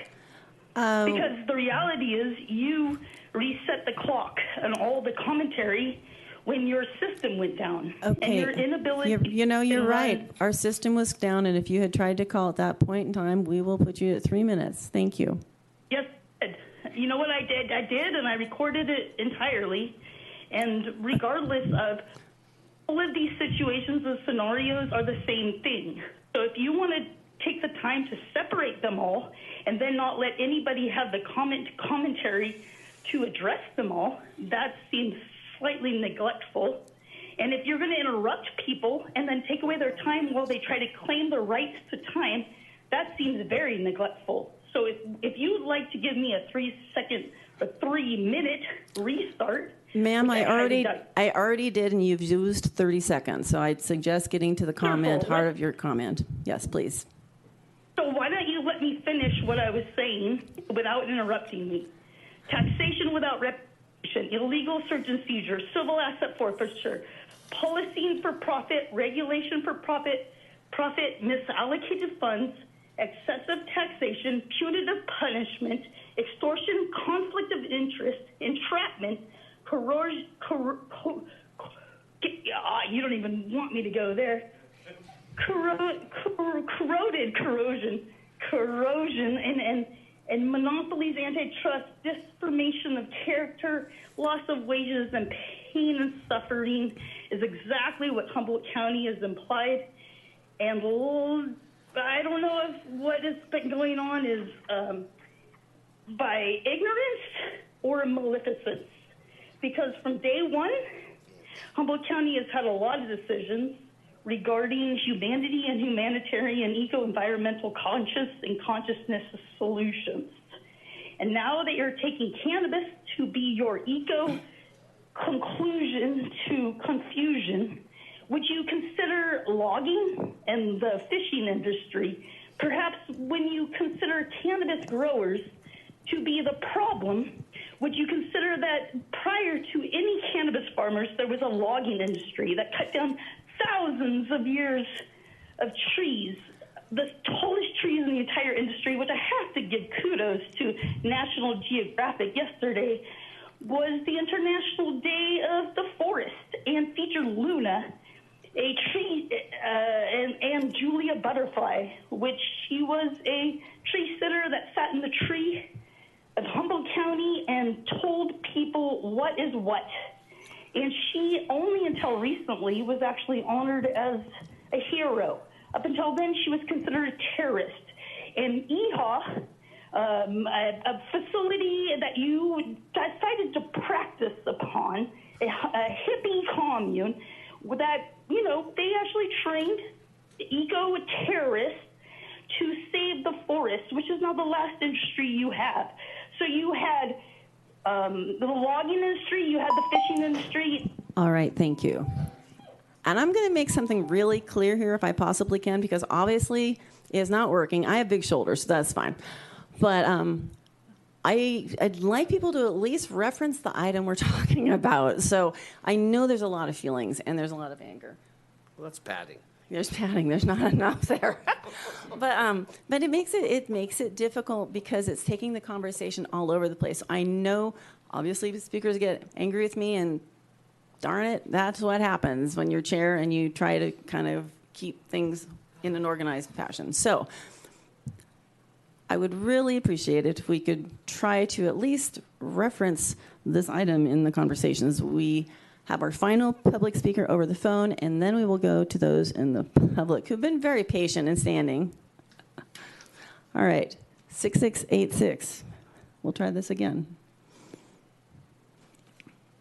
Hi, Chair. Can you hear me? Yes, welcome. Oh, hello. This is Leslie Doyle from Elevated Solutions. I just wanted to make a comment that was brought up earlier today about the environmental impact of actually removing some of these structures, and that should really be evaluated when we're talking about having structures removed. I was involved and currently help do compliance and permitting for Matt and Curran's legal farm, and I've also helped them a little bit with this abatement notice as well. And, you know, we were in communication with the code enforcement officers very early, and I just wanted to make it known that from the beginning they talked about giving this building to the fire department as a community resource. And also, I think that looking at that, there are a lot of buildings out there that shouldn't be just thought about for community resources. They should also be thought about for residential uses. And I hope that the board takes that into consideration today. Also, I know that in the beginning of this abatement issue, the county was actually recording documents on the title with the recorder's office that prohibited sellers from selling abatement properties because the facility title or title companies would not allow those projects to go through title with anything that had to do with cannabis. So maybe looking at a policy change that would focus a little bit more on that to protect buyers that are coming into the community and have no idea what's going on with abatement projects or properties. And, you know, just making the standards equal across the board for everybody. A standard set of specifications would be a really nice thing to be able to navigate the process. And I don't think that the county really has anything that gives you a clear guideline on how to address an abatement. Thank you for my time, and hope you guys have a nice day. Thank you, Leslie. All right, we'll go to those in the public now who have been very patiently standing there. just come forward. We'd love to hear who you are. If you're willing to let us know your name, you don't have to. And you have a strict 3 minutes. And I try not to be too cranky. And if I interrupt you, I will stop the timer while I try to just clarify. Thank you. Good afternoon, Board of Supervisors. My name is Corinne Salino, and I'm a resident of Salmon Creek. I'm here today to address the abatement policy under new property owners. Years ago, when we first arrived in the area, we fell in love with Salmon Creek. We loved the close-knit community and the willingness of the community members that had to help one another. For this reason, my husband Matt and I are so involved with and volunteer our time with the Salmon Creek Community School and the volunteer fire department. We try to give back to Salmon Creek in every way we can because the community is family, something that is really rare that you find these days. Matt and I purchased our home in the fall of 2020. During the purchase, we did our diligence the best we could to learn about the property. We trusted the title company, and when the report for the property came back clear, we are excited to take the next step and close on our forever home. When we purchased this property, our plan was to permit this building as an ag exempt, to be used for a shop space and to store the volunteer fire department engines, equipment. I mean, there isn't a better space. Less than a year after the purchase of the property, we received an abatement notice on the vacant, unpermitted metal shop on the property. We were proactive when we saw the letter posted on our gate and called code enforcement immediately. I was actually able to speak with Mr. Black that very day, and I invited him back to our property. I'm stating these facts because I want you all to know that we had and still have nothing to hide, and we were doing nothing wrong. Mr. Black said we would have to wait until code enforcement officer was assigned to our case. In a 10-day period, we had 3 different code enforcement officers assigned to us. That caused it to be very difficult to know who to call back and find who our correct officer was at that time. Because of this mix-up in the communication, I believe that's why we got a warrant pulled on our property. We were trying to be proactive, however, we felt like we were given the runaround. Currently, Matt and I have worked with all the agencies and are up to compliance with all of them besides the removal of the metal building, which we hope to save. I'm here before you today to address how our situation and others need to be handled differently. I believe that the policy of new homeowners in Humboldt County needs to change to make all of us aware of what type of property we are purchasing, if it had been abated or not. How can the county and the title company be addressing all of these issues on the properties? Thank you for your time. I really appreciate it. Thank you, Chris. What was that?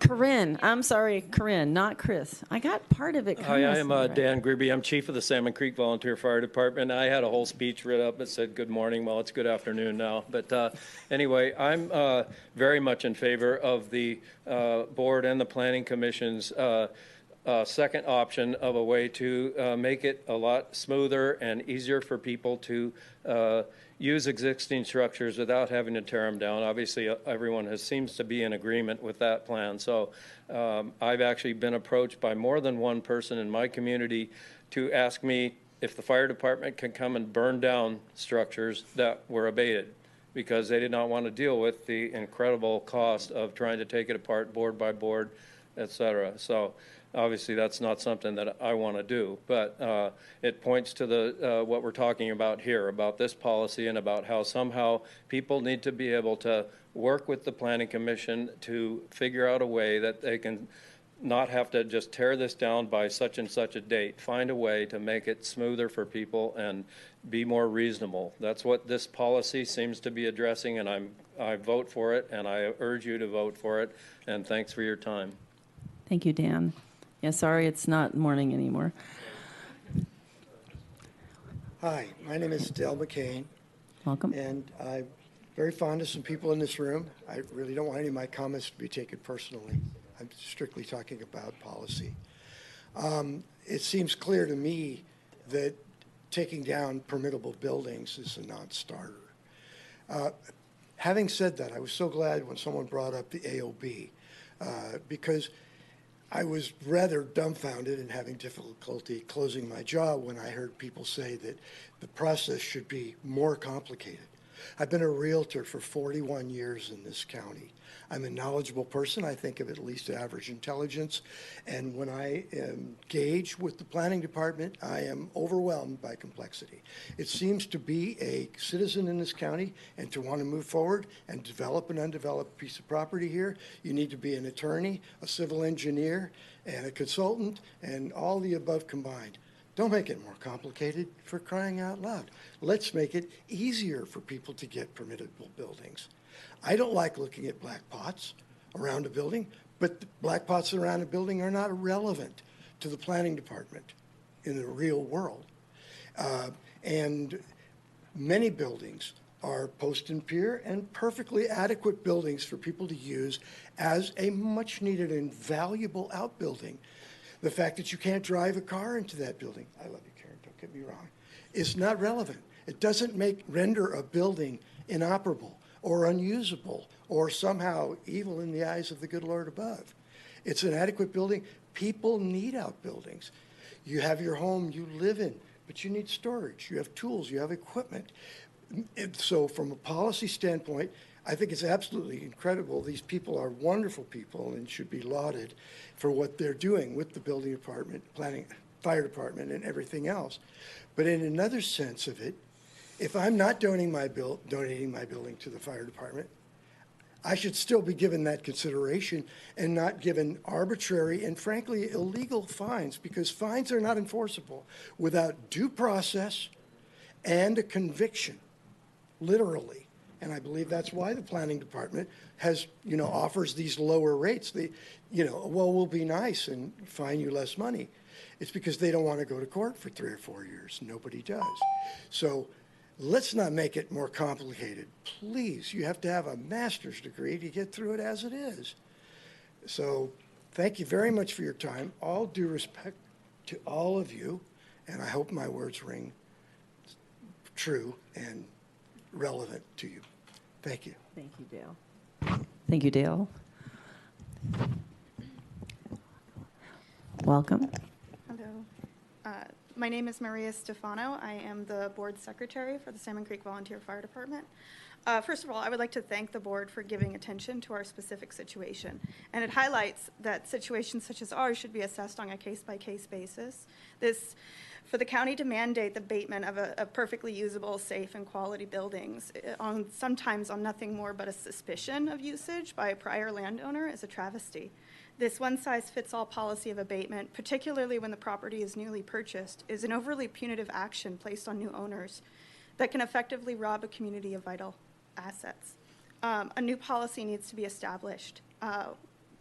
Thank you. Thank you, Maria. Welcome. Hello, my name is Shanna, and I also live in Salmon Creek and am an active member of that community. And I want to start off by thanking the Planning Commission for bringing this issue forward. This is a very important issue in our community, and we genuinely appreciate it. The proposal that you guys are looking at currently as amended is wonderful, but it fails to address people who bought the property and were not told, or there was no disclosure when they did the title search about that. And it also fails to address the lack of or the loss of taxes due to being forced to tear down buildings that may fit code. And I think that's something that should also be considered, is the value of the building, whatever kind of structure. I should say structure instead of building. And I really hope that the Planning Commission will be willing to work with Salmon Creek Fire Department and our community going forward. And thank you all for your time. Great. Thank you, Shanna. Welcome. Hi, my name is Rolf Speck. I'm a neighbor of Corinne and Matt. I recently retired after 55 years in the building trades and doing a stint erecting steel buildings, prefab steel buildings.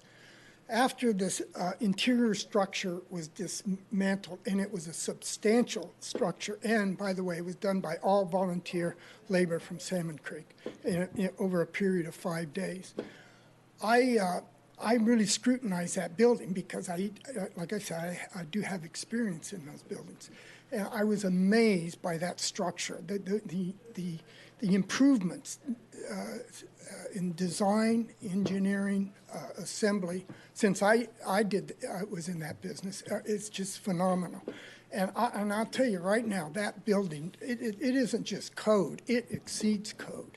And one last thing about the environment. It will be take a terrible price. The environment, the local environment on Lower Thomas Road will really suffer if because of all that spray-on insulation. It will impact our local environment. Thank you. All right, thank you.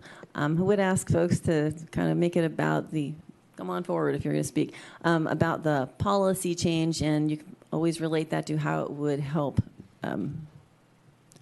create the situation that would be helpful for you. Yeah, hey, I'm Matthew Quinterton. I'm also on the fire department in Salmon Creek. I also have a licensed cannabis operation in the Thomas area. And I would like to say going forward that I would like to see the curtilage expanded because, I mean, 2 acres doesn't even get across the fields that surround my house, let alone the rest of my property. 40 acres is a pretty big area. 2 acres of curtilage isn't very big, especially for outbuildings when you're trying to take care of 40 acres. I'd like to see that expanded. I'd also really like to see moving forward that these permanent buildings that I have can have another function later on if I'm not doing a cannabis operation on my property anymore, because as things are going, it's getting harder to do that. So moving forward, I would like a way to use these buildings still and not have to tear them down. So. All right, thank you. Thank you.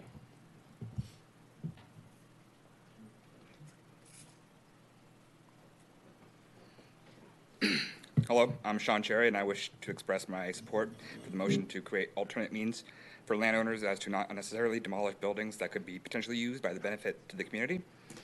The actions the county is forcing upon these community members are draconian, harshly punitive, and in some particular instances act against the wishes of our watersheds community and our need for more resources, specifically in relation to fire management and effective medical response. I wish to remind the board of their duty to represent their constituents and to understand the nuance and context of the issues at hand. I wish to implore the board to look inside themselves and do what is right, and to do everything in their collective power to cease the unnecessary and unjust abatement of much-needed community resources. Thank you. All right, thank you.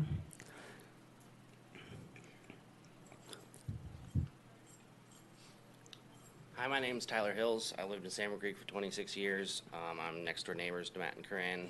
Most of my points I was going to speak on have already been talked about, but I mainly want to second what Dell said and then what Matt Hugh just said about the 2-acre,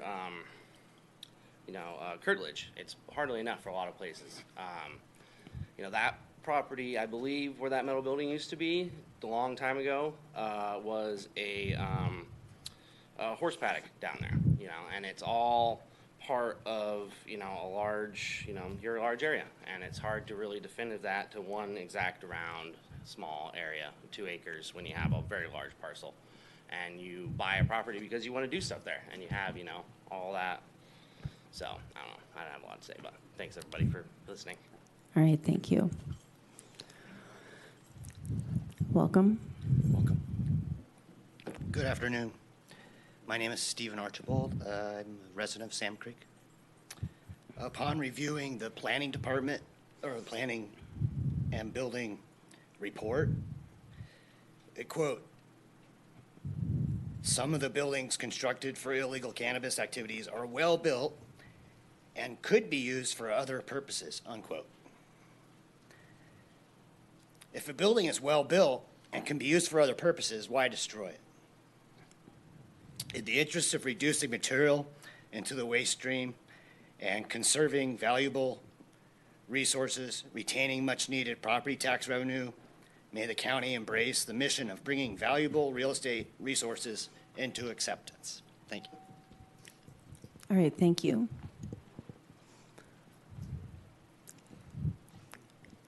Welcome. Thank you. I'm asking going forward that reporting staff be impeccable with their words and findings during these proceedings. I support the use of unpermitted structures for public benefits specifically designed for food, storage, and residential use. The financial and environmental and emotional costs of removing usable buildings or pots is nonsensical and a waste of community energy.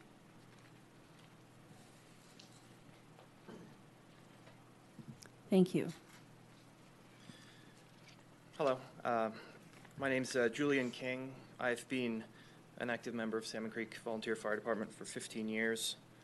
I serve as a captain and an engineer, as well as the president of our 501c3 that oversees the organization.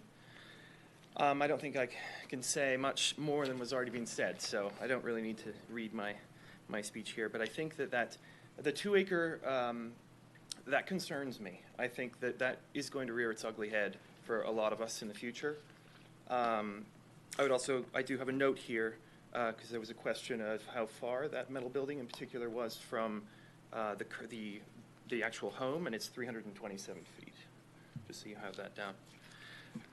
But basically, in short, I don't need to talk about how our engines are falling apart and how this would be extremely helpful. I think everyone knows that, and we're working more about the policy. But I am hearing that people, I can hear that we're trying, and that's really important, because that's why we're all here, that it is more about it. I know we fall back on policy, but in the end, we're here because this is what we have to do, and so I appreciate everyone's time, and I appreciate everyone listening carefully to what everyone's here to say. So thanks very much.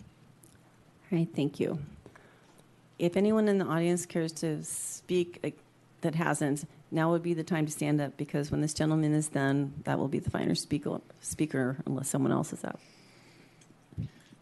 The term former cannabis establishment is irrelevant, and the cannabis industry is rapidly becoming irrelevant. The Humboldt County is changing. We're going to go through a lot of change. It's not going to be easy. People are going to need whatever infrastructure they've got to try to pull themselves up by their bootstraps. I moved to Humboldt County in 1976. The logging industry was strong. Every logger had a big RV and a big boat and a big truck in front of his house. And quickly, the mill jobs quit, the logs quit, those people left. It was a big political hoo-ha, but they left. Each one of them got in his RV, and his wife drove the truck, and the trailer, or vice versa, I don't know, and they left town. They went to Oklahoma or somewhere. They left. It looked like the tourists when I first got here. They were all coming in their Winnebagos. It looked like that. They were all leaving. Our people were leaving. And that's going on right now. It's going to go on.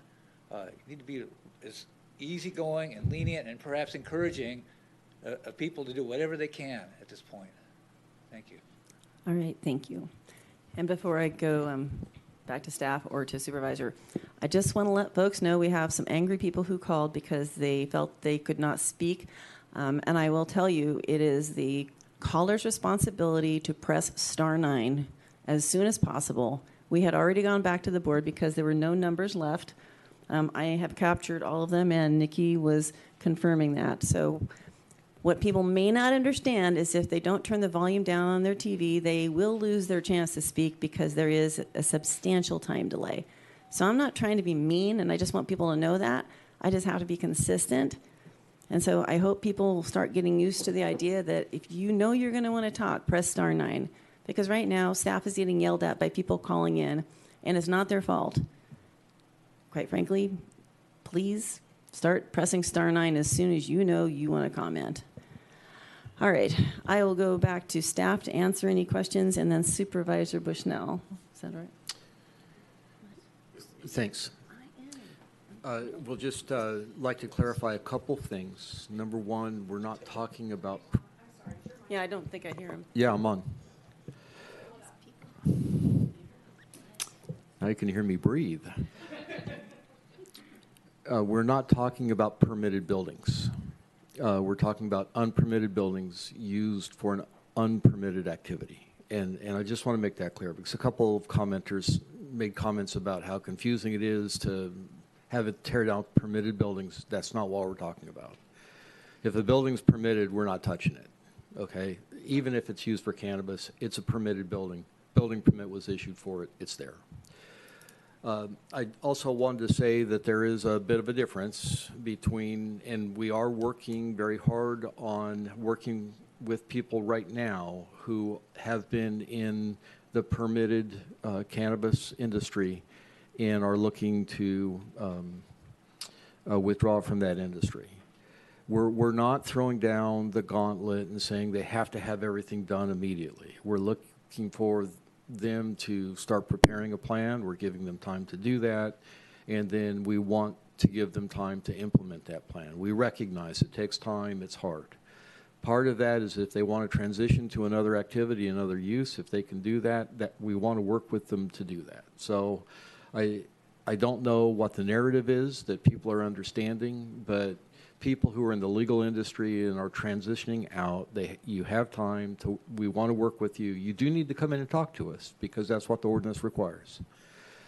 But we were going to work with you to get to where you want to be. And those are the only things I wanted to respond to. Thank you. Supervisor Bushnell. Thank you. Through the chair, Director Ford, I would just like to make a clarification if I could, if you could clarify for me specifically. When we're talking about the 2-acre curtilage, we are specifically talking about being in the abatement program and being qualified for an unpermitted structure to be retained. Is that true or not? That is true. So if, as referenced, that if you're on 40 acres and it's ag and you want to build a barn out of your 2-acre curtilage, you can get your ag permit to do so? I know there's zoning issues and all that, but in general, you can come into the planning department and have that discussion. Is that true or not? Absolutely. If somebody came in to put a new barn in, and it was on a piece of ag property that was 40 or more acres, there's a couple policies that we would want to talk to people about and work with them on. One is that that's a structure that would be in the curtilage, and two, it needs to avoid, to the extent feasible, prime ag soils. Okay. So those would be things that up front we would be looking at. We did not include the prime ag soils as a criteria here. We included the curtilage. Okay.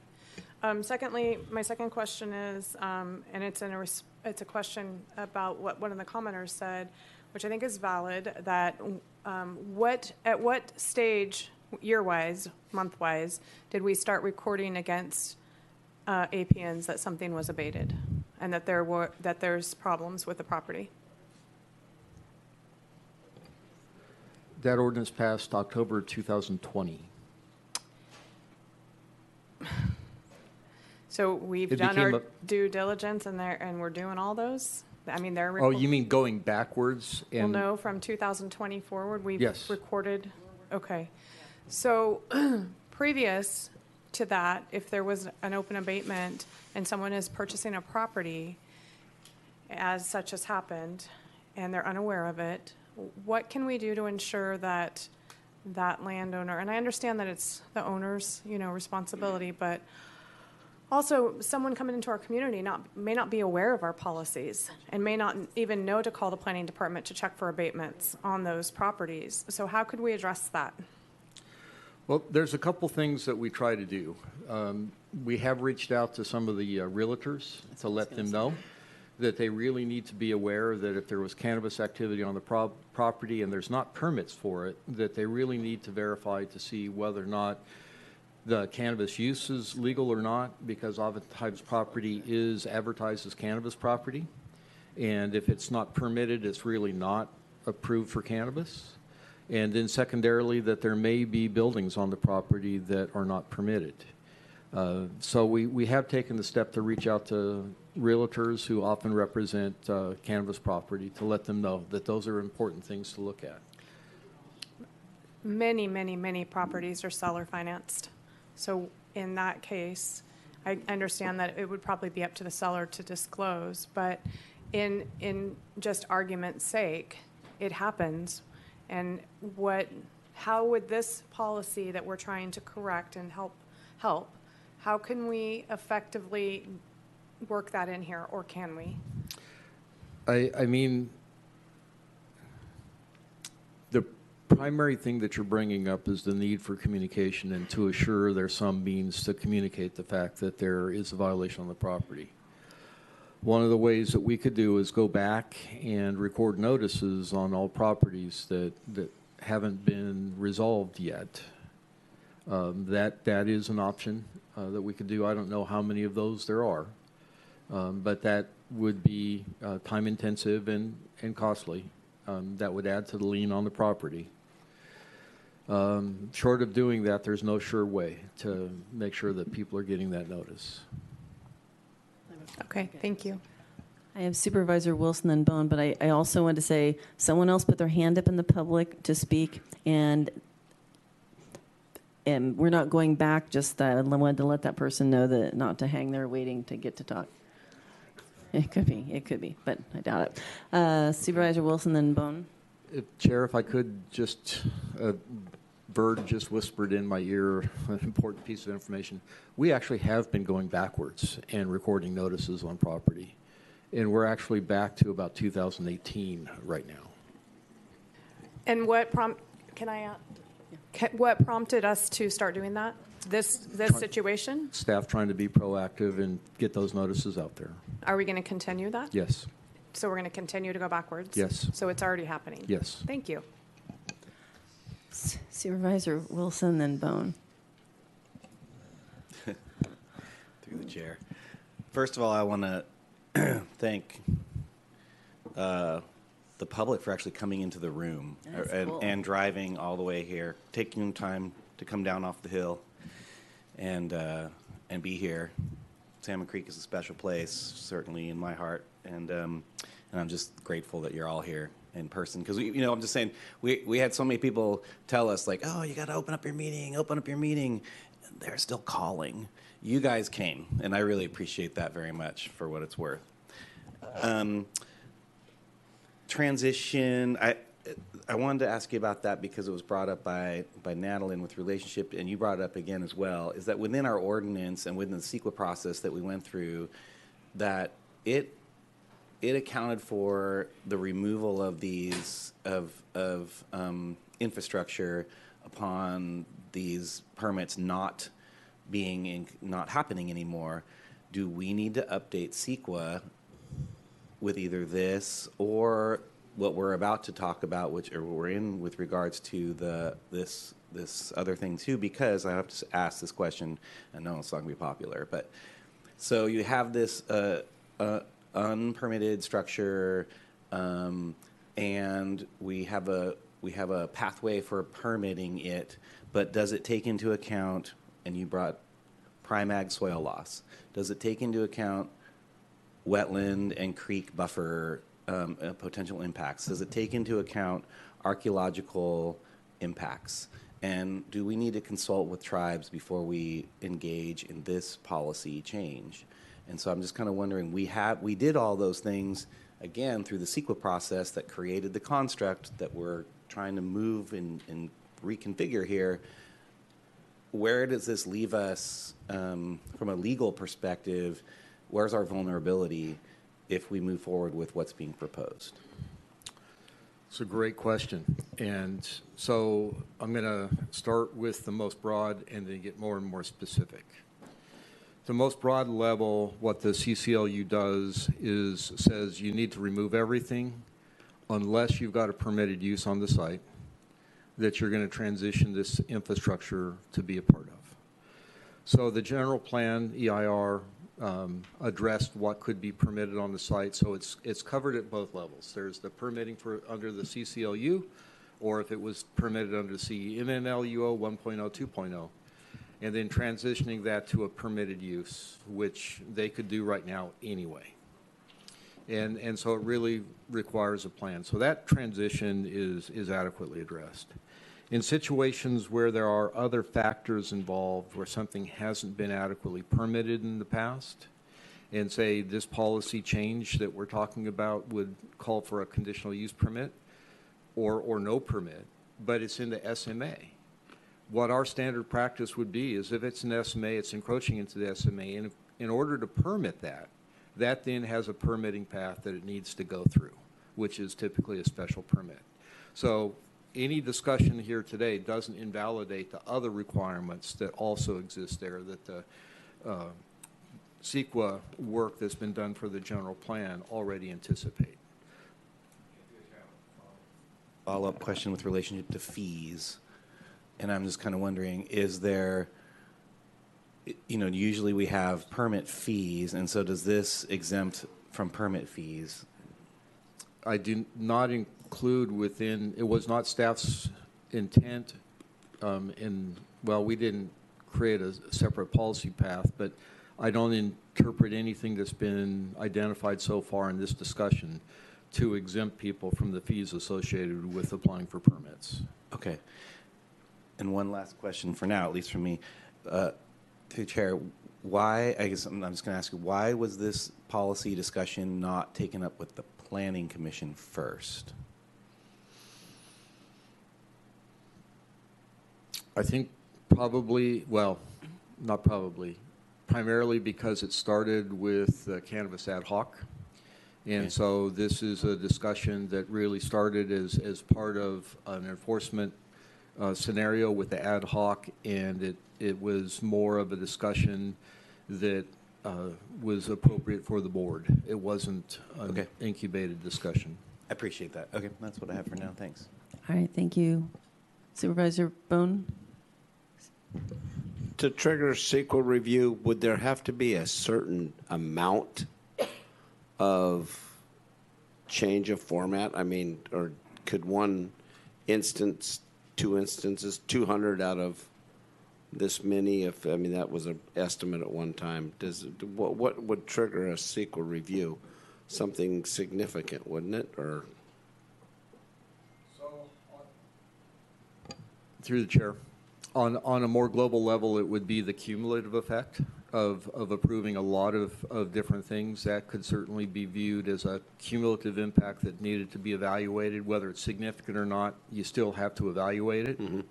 And then there's down to the more specific things, which was part of the question that Supervisor Wilson just asked, with respect to something like in an SMA, streamside management area, wetlands. Are we in things where there are regulated or protected listed species? Those are all factors that go into this discussion. Thank you. So I have a question. I mean, obviously, we've got a motion on the table to, have something created, I guess, a process.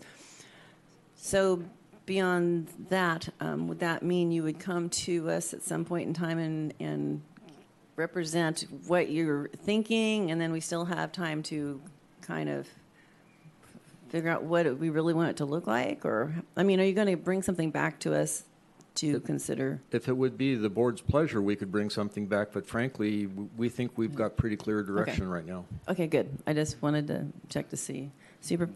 Supervisor Bone? And as we do this, as we're addressing this policy and everything else, do you have enough guidance to work with the folks from Salmon Creek? Because I don't think we're going to have a whole bunch of unpermitted buildings being asked to be used for firehouses. I just don't see an over-inundation of that with our 37 volunteer fire departments. So I know it's off kilter, but along with Supervisor Wilson, I love the enthusiasm of having these people show up and the time and effort. So could we make sure that that is addressed and avenues are exhausted so we can work with them on a public safety and purely public safety? This is in a unsuspecting buyer, but purely on a, public safety avenue. Can we make sure that we look at that away from everything else as a side note? Do you want an answer right now? Okay. I was looking at their faces. I'm not sure they have one. Yes. No, absolutely. Okay. Absolutely. And I'll just say I don't want to be a smart aleck, but it's like we won't exhaust. We'll make sure there's a path. Yeah. Right. Thank you. Supervisor Bushnell? So I believe that this policy update would address Salmon Creek. Am I correct or not? Correct. Thank you. You guys also, from all of us, thank you for coming in. Yeah, thank you. You were like our first real test audience of how this public comment period works. And even Peter came out. You guys are my first large group as a new supervisor. Supervisor Wilson, and then Supervisor Madrone, you're way down there and it's hard to see you, so I want to make sure did you want to say anything else? Okay. Supervisor Wilson. I keep leaning in the way so you can't see him. And I mean, from a technological perspective, I just have to say, coming in works, right? There's not a lot of technology that gets in the way of voicing what you want to be here. And what we're seeing here today is some failures in technology, and within this hybrid version, there, you know, with Zoom and the internet and all these other things, they all just, yeah, it all just gets in the way and gets confusing. And so I just appreciate you guys like beta testing real humans again. I appreciate that. Just for a clarification, so in this proposed new policy, if a building is constructed in a location that would not be permittable, it would not receive a permit, correct? It would be eligible for a CUP. That's a Okay. discretionary project that Right. triggers CEQA. Right. Okay, I got it. So there is a pathway. It's just not the discretionary pathway. I appreciate that. I'm comfortable with the motion. Okay, and before we actually proceed to vote, I'll get my computer back. Just on a side note, I understand there was a comment from someone who did not get to speak that felt that I hated them and I did it on purpose. I have to tell you, all I see are 4 numbers. I don't know who they belong to except for folks we talk to a lot, so I hope they understand that's not it. I avoid, your number. All right, we're ready to vote. Oh, it worked this time. Almost. Because you have to wake it back up. Yes. Now we're gonna make it the right way.